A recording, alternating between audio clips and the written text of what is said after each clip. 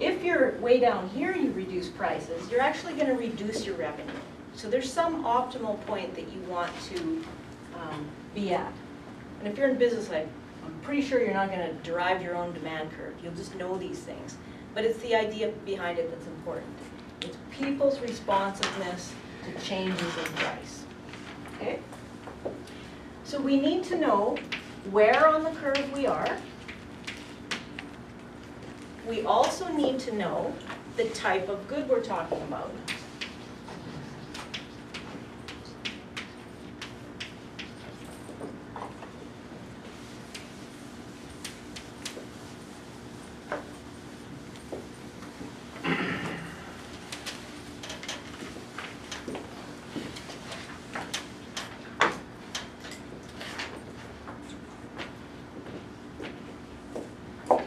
So, we can affect the price, or we can affect the demand for goods through prices. What does the government do with prices and affects the demand for goods? When you think about tax revenue, they tax goods, right? What kind of goods do they typically tax? Luxury goods, yep. Luxury goods and another type of good. You've heard of sin taxes? That's taxes on sinful things. So, alcohol, tobacco, those types of things. So, the types of goods, we've got luxury goods,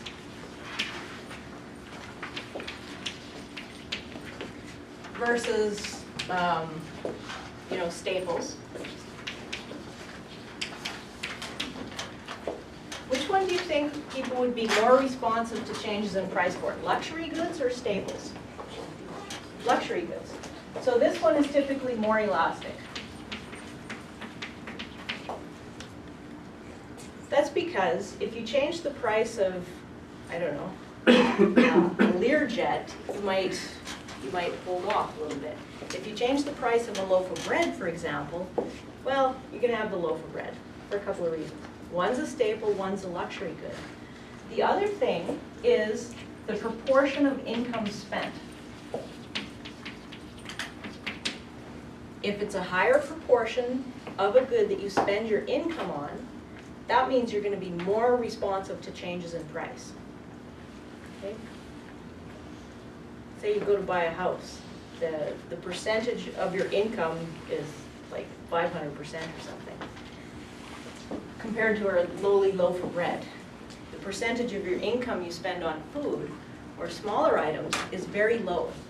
So you're not as responsive to changes in price at that low end versus at the high end, because it affects you more. It affects you more. Okay? So when the percentage of income spent is high, it's more elastic. And of course, when it's low, it's less elastic.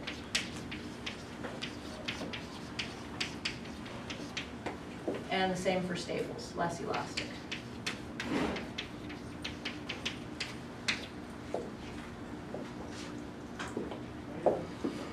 Okay.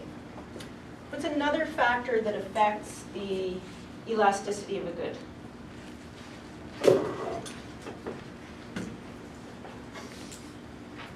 There are 4. There's 2 more. Time.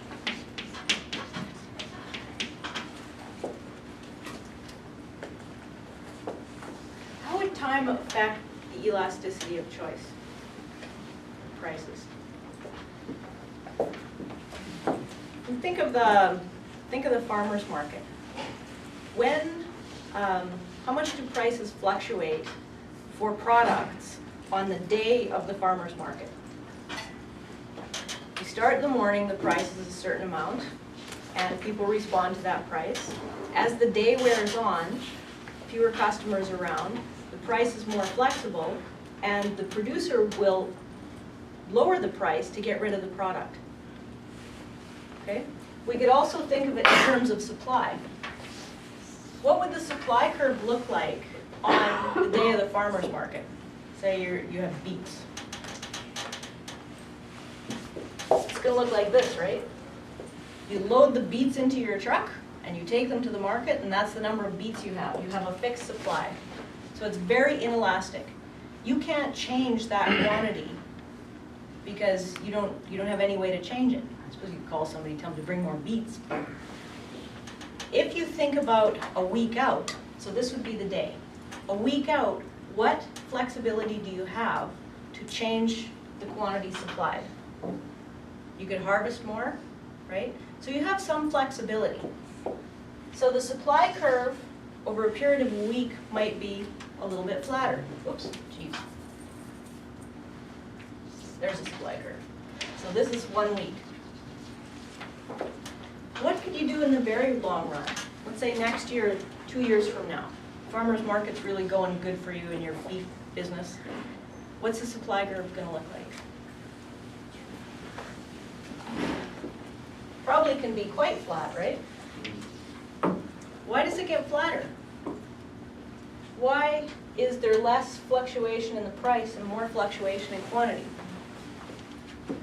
What decisions can you make to increase your supply? More time. You have more time. So what can you do with that time, or in that time? More land, grow more beets. Yeah, you can cultivate more land, right? So you have much greater flexibility, and which results in a more elastic supply curve. So it's much more responsive to change in price. On the day of the sale of the farmer's market, the price can be high, the price can be low, it doesn't matter. You're pretty much stuck with that piece of land, with the beets that you brought to the market, and that's that. No flexibility. So over time, your flexibility increases because you have more autonomy over your decision-making process, okay? So the supply curve becomes more elastic, it becomes flatter. Any questions? The same about the newspapers and magazines, because they are updating all the time and they cannot sell anything. Yeah, they sort of become obsolete. So you have a certain amount. What you can do is if you have a magazine store and you know one type of magazine sells better than another, you can increase the supply of that by ordering more for next week. And then over a long run, you can change the nature of your subscriptions. But you can't do that in one day. Like Rolling Stone magazine. When the sheepdogs were on the cover, there was one supply in town and it was gone, right? You couldn't find a magazine to save your life. Did you guys go to Pearl Jam last night? Got it? Okay. I'm virtually stopped. Okay. If there's no questions about this, we can do a little bit of math maybe to wake you up. That usually does it.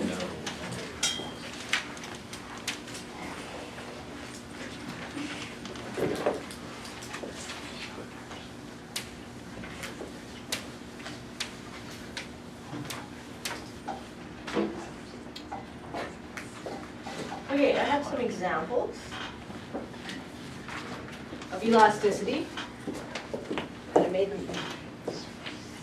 This is just an example of where on the curve we are and what type of good it is. Let's say this is Harley Davidson. Okay.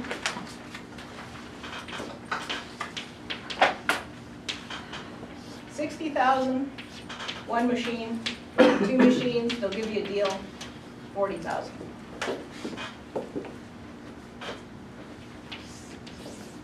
Demand curve, this is quantity, this is price. And in this market, we're going to have bread.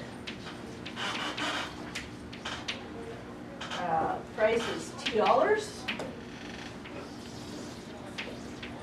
And we're going to reduce the price to $1.80.